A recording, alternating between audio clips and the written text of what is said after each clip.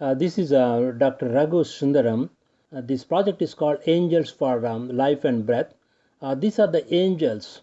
These are the people. These are our core workers who help us to keep going our vision and mission so that we stay focused on our job and improve the care of patients with COPD and lung cancer, uh, working in a form of a team approach from start to final delivery of the care.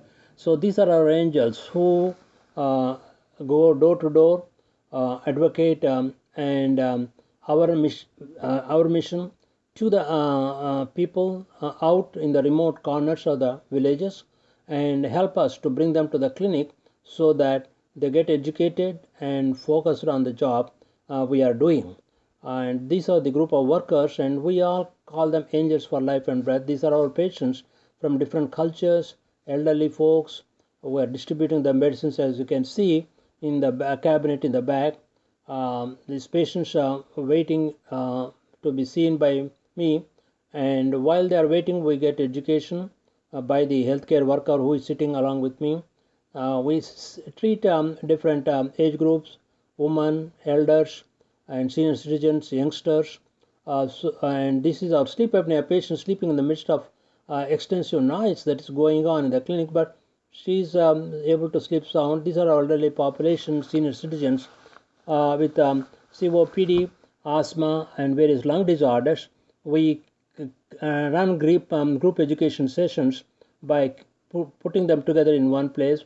We also focus on secondhand smoking and tell how dangerous it is, especially for children and women in the household. And this is our rehabilitation program, just to get an idea and how medications are used, proper use of peak flow meters. This is our sleep apnea patient sitting and sleeping and snoring right in front of me while he's waiting at my office. Again, the proper use of meter dose inhalers. And this is a demonstration of the peak flow meter for our patient in concert with our healthcare educator by my side.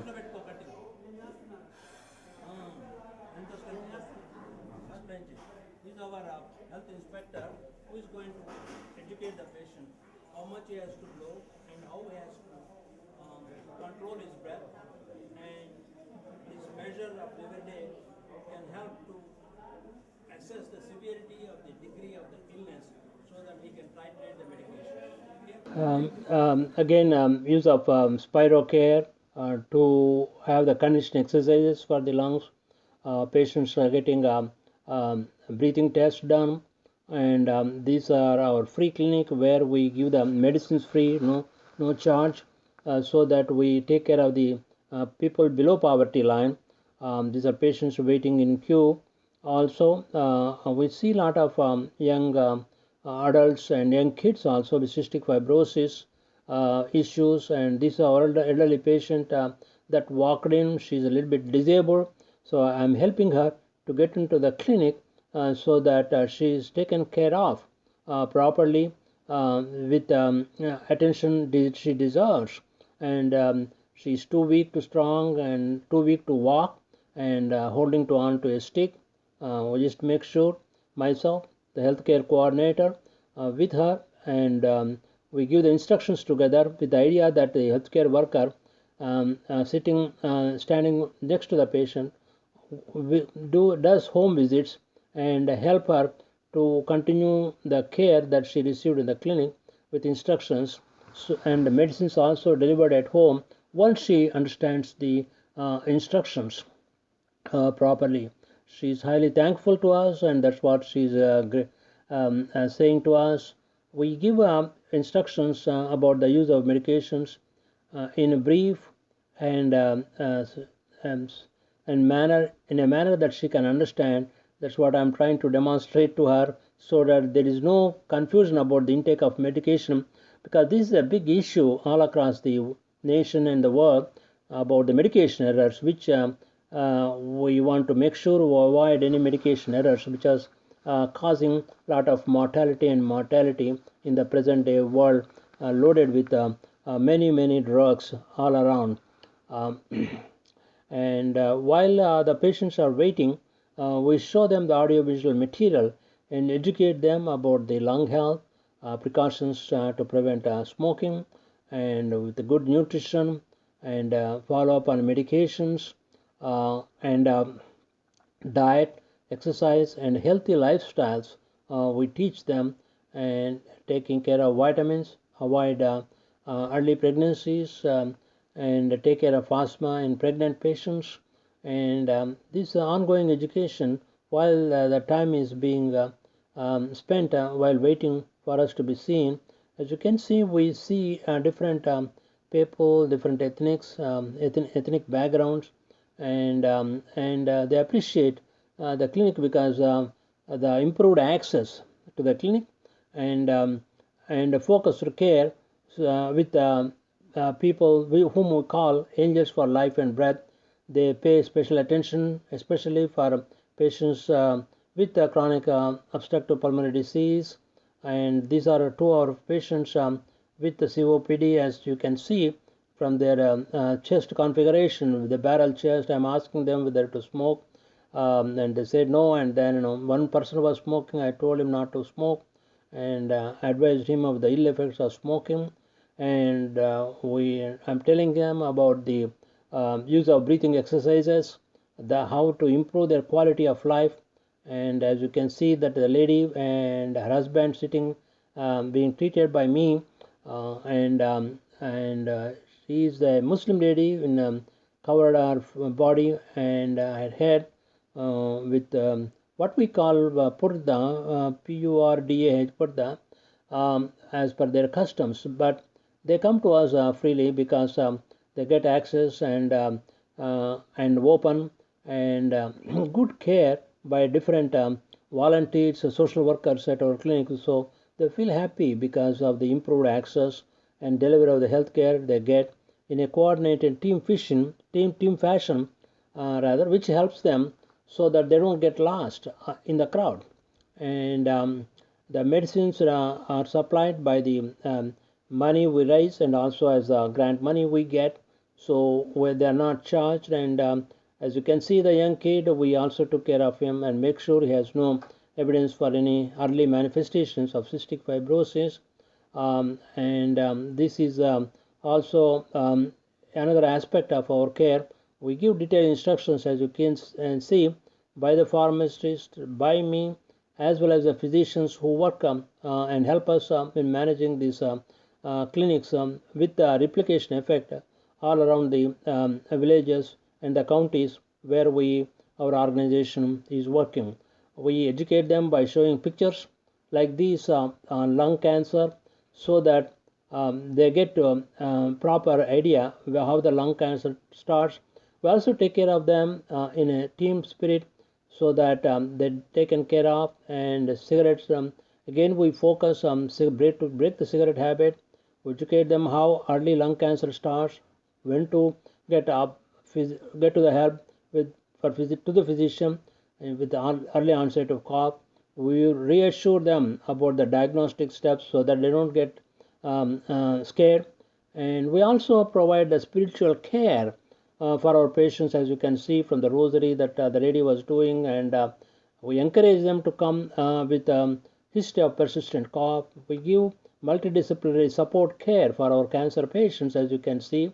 And this patient, our terminal patient, but still we give all the support. This elderly patient is ruminating and somewhat comfortable with the treatment she is getting in a coordinated way.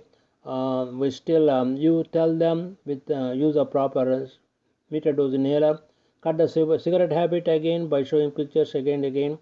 We also educate them about different stages of chronic obstructive disease, and if they come early, how we can improve them, what are the risk factors, how to control the risk factors, and improve the quality of life. These graphic pictures are really convey the message which we want to give, so that they know how what level their lung function is, so that they take all the steps to prevent deterioration of the lung condition. Use of peak flow meters is again a recurring problem. Pictures like this help them to realize what is the bad effects of smoking. And the cough again, early signs and symptoms of COPD, cough, or patient with COPD, this emaciation, and we focus on nutrition, and we always use spirometry at the main clinic and also the peripheral branches to help them to break the cigarette habit, which is causing extensive destruction of their lungs, as you can see from the pictures of emphysema which we show them. And we tell them, educate them about the different stages of emphysema staging, and also educate the students how to be aware of the several aspects of the care of the lung. And this is me demonstrating in the classroom, talking to the high school students.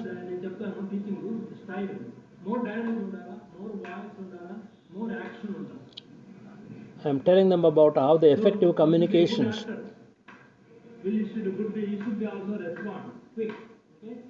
I'm teaching them about lung anatomy, showing my fingers. This is my special technique of teaching the lung anatomy to youngsters, showing my fingers.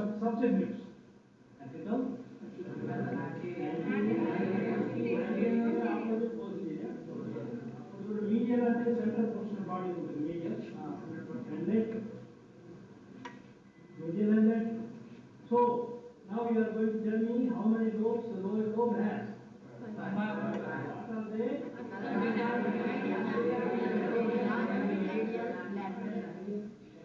You are 100%. Okay. So upper lobe will be. Okay. Right side. Left side. Left side, same thing. Apical. Anterior. Okay. Lower lobe has how many? Same thing as the right. Right. Lower lobe.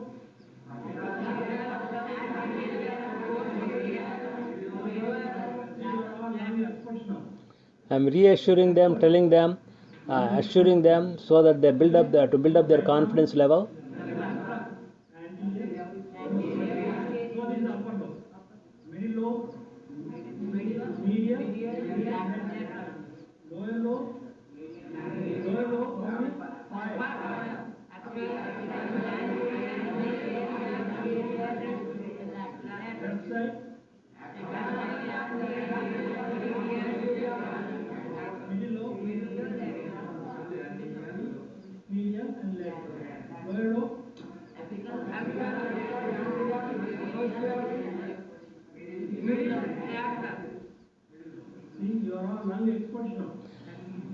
So telling them, building up their confidence level, so that they know the importance of knowing the lung anatomy in helping the postural drainage, which they can do for their elders at home who are having emphysema. So it is easy for the younger kids, the grandkids, little grown up high school students at that level can deliver the care of for their own grandpas and grandmas with retention of secretions once they know the lung anatomy, and also helps them to understand where the cancer starts, how the cancer starts, and all that, so that they don't get into the cigarette smoking habit.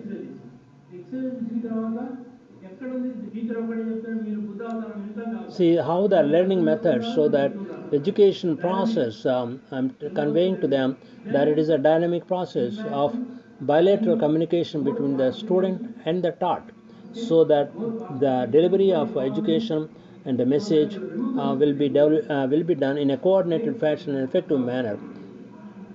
Then pictures are good. Pictures will tell a lot of things. Once you reach a pictures should be in mind. Hopefully you have these pictures are very important. So this is how we are reinforcing their education about their lung health, starting in early age, so that they don't pick cigarettes, they don't pick up drugs, and they don't pick up alcohol, and especially cigarettes are easy to get because elders in the family might be smoking. It is easy to get hold of a few cigarettes from dad and grandpa or somebody, and get into this habit slowly. Once they get into the habit of cigarette smoking, it's difficult to quit the habit. And this is high school students. I'm teaching them about basics of cardiopulmonary education, how to resuscitate, give the basic life support. Once they understand the preliminary cardiophysiology, anatomy, cardiopulmonary physiology, they can understand, they feel comfortable in resuscitating and doing basic life support, which and these are students jumping into action once they feel comfortable, and they're all curious about the their own colleagues who need some help, and this brings a lot of fun mixed with education about basics of cardiopulmonary support, because they're well versed with the lung anatomy and how to take care of the um, uh, problems when they face issues of needing basic life support. And this is a good exercise. We keep this exercise going on multiple occasions, though they get perfect at least the basic life support, though not advanced cardiac life support. And this is a lot of mass education. And we also showing audiovisual material and reinforce about the need for Speak out avoiding against discrimination. Okay, you keep your hand like this. గుండె మీద చేసుకోండి ఏయ్, ఎడమ పక్క. I will speak out against discrimination because I know that God has created all of us as equals. I will speak out against discrimination. If there is a discrimination, I will tell my teachers for help.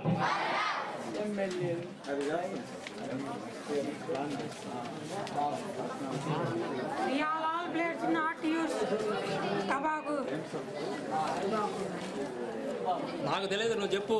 We are pledged not to use tobacco. Tobacco tobacco tobacco మళ్ళీ వివేకానంద మొహం చూసి చెప్పు నీకు. We are pledged not to use tobacco. Very good. ఏంద్రా అది tobacco అంటే tobacco ఇక్కడ ఇందులో ఉన్న కెమికల్స్ అన్ని లిస్ట్ రాసిన మీకు ఒక ప్యాంప్లెట్ వస్తుంది. 1, 2, 3, 4, 5 about 10, 12 కెమికల్స్ దీనిలో రాసిన మీకు తెలియని చాలా ఉన్నాయి. ఓకే, నౌ ఇక్కడ హీట్ పెట్టుకోండి. ఎక్కువ ఇదే We are pledged not to use tobacco or cigarettes in any form because I know cigarettes have 100 chemicals and they will kill me. I will kill cigarettes before. Basic life ఇప్పుడు 5 మంది మీ దగ్గర పడిపోతే మీరు ఏం చేయాలో తెలియదు. స్కూల్లో పడిపోవచ్చు, బాల్ గేమ్ ఆడుతుంటే పడిపోవచ్చు, ఫుట్బాల్ ఆడుతుంటే పడిపోవచ్చు, క్రికెట్ ఆడుతుంటే పడిపోవచ్చు. ఓకే, ఆ పడిపోయినప్పుడు మీ ఫ్రెండ్ మీ తోటి స్టూడెంట్ ఏం చేయాలో మీరు తెలుసుకోవాలి. Okay, so that will teach by basic life support. I will learn basic life support so that I can help my own friend, so that I can help my own family.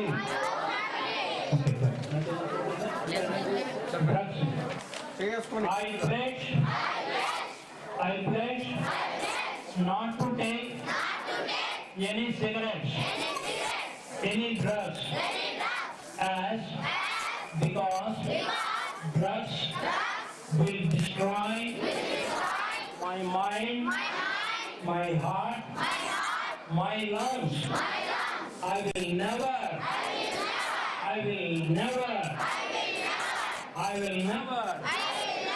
use drugs. I will never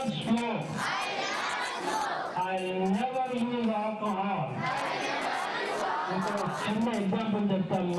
మా sister son కుటుంబం అంతా నాశనం చేసుకున్నాడు. తర్వాత 45 ఏళ్ళకి చచ్చిపోయాడు ఈ ఊళ్ళోనే. ఓకే, ఈ ఊళ్ళోనే example.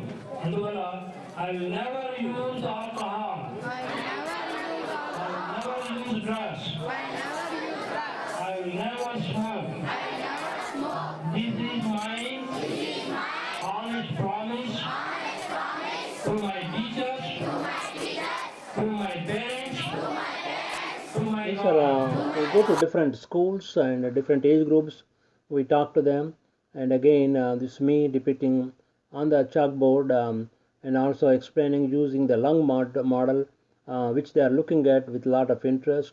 We educate the girls and women, because educating the girl who are going to be a future woman will educate the whole family. That is the idea in going to the college girls and giving the message about smoking, drugs, and avoiding secondhand smoking, and also teach how to handle issues like asthma, especially when the inclement weather occurs, so that they know how to handle their asthma issues and take the medications properly.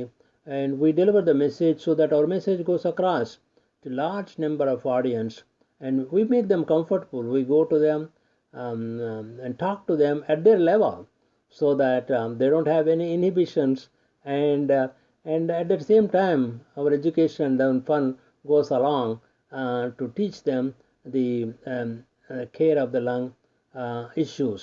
And these are elderly folks. With the help of Angels for Life and Breath, as you can see them, we teach them, with their help, they give instructions how to avoid irritants, so that they can prevent asthma being triggered. And also we pay attention to the kids, take care of the bronchitis, emphysema, and cystic fibrosis issues. We handle and take care of them so that they get recognized early in the stage, so that they don't develop complications.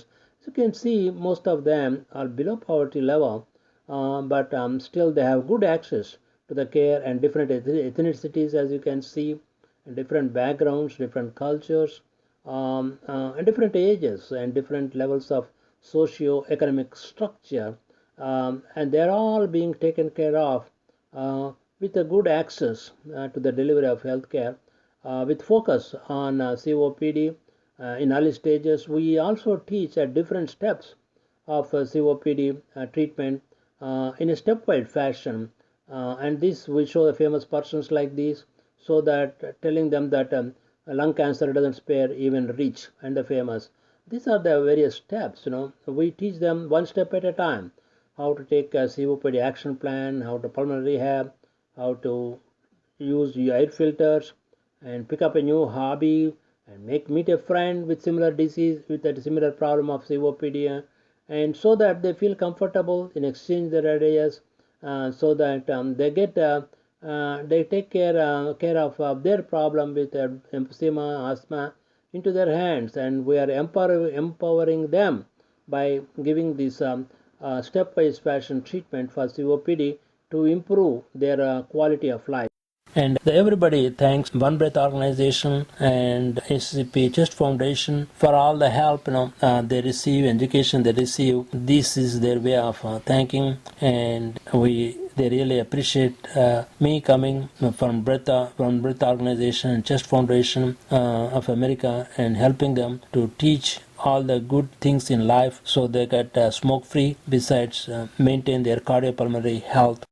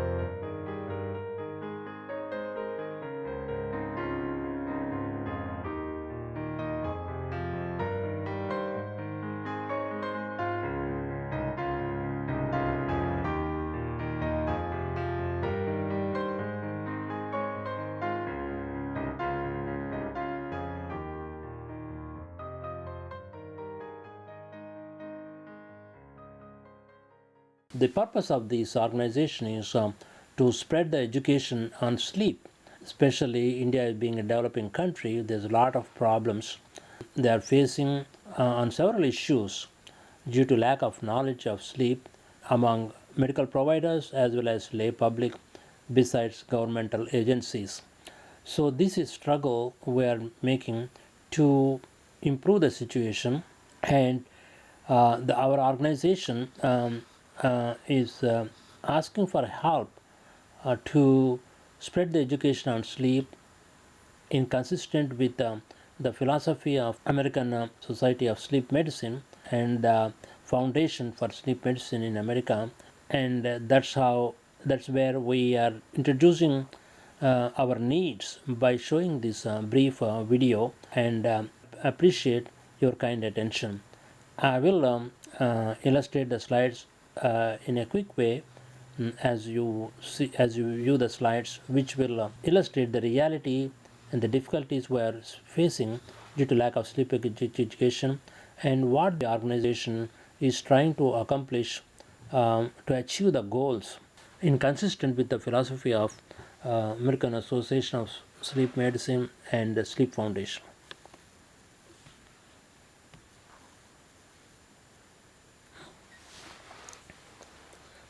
These are the elderly people whom we take care and advise them about how many hours of sleep we need. These are our volunteers. They get paid minimum amounts, but they do excellent job in spreading the education. As you can see, this woman with sleep disorder sleeping in the midst of the busy clinic where a noise is going on. These are our senior citizens whom are trying to educate about sleep and problems with related to sleep disorders. We also deal with school children trying to improve their attention span by advising the parents and as well as the teachers that more sleep is needed, especially in younger children, depending upon the age. We attend the schools and give the importance of the health education, sleep education, and hours of sleep they need so that they won't be sleepy while in the classroom. And these are the poor people we deal with. As you can see, they're very poor. The cattle is and everything, goats are there, but it's the poverty that we're trying to overcome there. These are the college students whom I am interacting to educate them about the sleep disorders, and these are the high school students. We go and talk to them one-to-one basis in a free style manner. These are the local churches where we visit and tell them about the need. These are the college students, girls college students. We also approach them and educate them about sleep, and also these kids of different ages. We are trying to handle and tell them the problems related to sleep disorders.